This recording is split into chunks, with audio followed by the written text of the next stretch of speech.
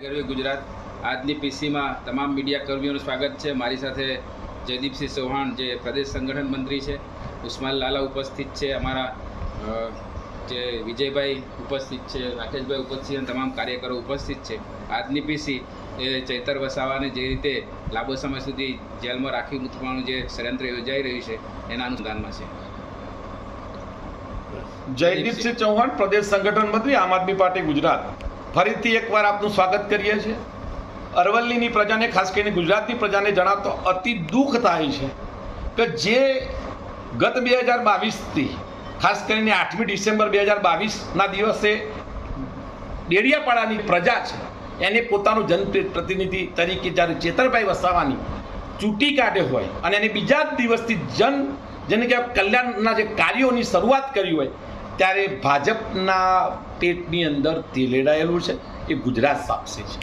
આજે ગયા વીકની જો વાત કરું, ગયા 15 દિવસની વાત કરું તો ગુજરાતની અંદર એવી ઘણી બધી ઘટનાઓ થવા પામી છે કે એના બીજા ત્રીજા દિવસે સેશન કોર્ટ દ્વારા જામીન મળેલા છે। આજે એક જનપ્રતિનિધિ પોણા 2 માસથી આજે જેલના સળિયા પાછળ છે। એનો ગુનો શું છે? એને ક્યાંક ને ક્યાંક મનરેગા ઉપર સવાલો કર્યા, એને ક્યાંક ક્યાંક નળ સે જલ યોજના માટે સવાલો કર્યા। હું પણ કાલે સવાલ કરું છું અરવલ્લીની અંદર।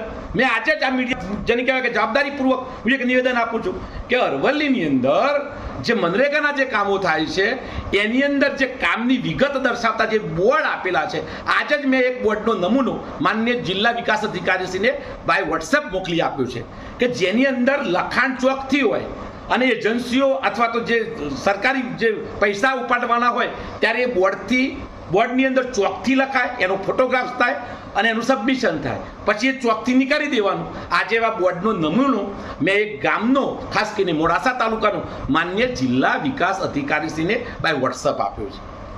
આ અર્થે એ સમજાવું છું કે ઘણા બધા જો ભાજપનો કેસ પહેરેલો હોય અને કોઈ તમે ગેરકૃત્ય કરો તો તમારા જામીનો ફટાફટ થઈ જાય। બાકી ગઈકાલની જો વાત કરું, ભલે વકીલો આજે હડતાલ ઉપર હોય પણ અમારા સુપ્રીમ કોર્ટના અમારા પક્ષ તરફથી, માન્ય ચેતરભાઈના પક્ષ તરફથી જ્યારે ચૌધરી સાહેબ ઉપસ્થિત હતા છતાં પણ પબ્લિક પ્રોસિક્યુટર એટલે કે સરકારી વકીલો કાલે એમની અનુપસ્થિતિ જ્યારે હાઈકોર્ટની અંદર દર્શાવી છે ત્યારે દુઃખ સાથે કહેવું પડે છે કે ભાજપ ક્યાંક ને ક્યાંક આમ આદમી પાર્ટી કે જે ધારાસભ્ય જે છે એ આદિવાસી સમાજનો અવાજ બન્યો છે। આદિવાસી સમાજનું ઘરેણું કેવું પણ અતિશયોક્તિ નથી, ઉપરાંત ગુજરાતની સામાન્ય જનના સવાલો ઉઠાવે છે એ એને પોસાતું નથી।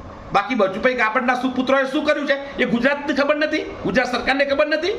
એમના જામીન ઉપર એ મુક્તિ થઈ જાય છે પણ એટીવીટીની ગ્રાન્ટના માટે પ્રશ્નો કર્યા।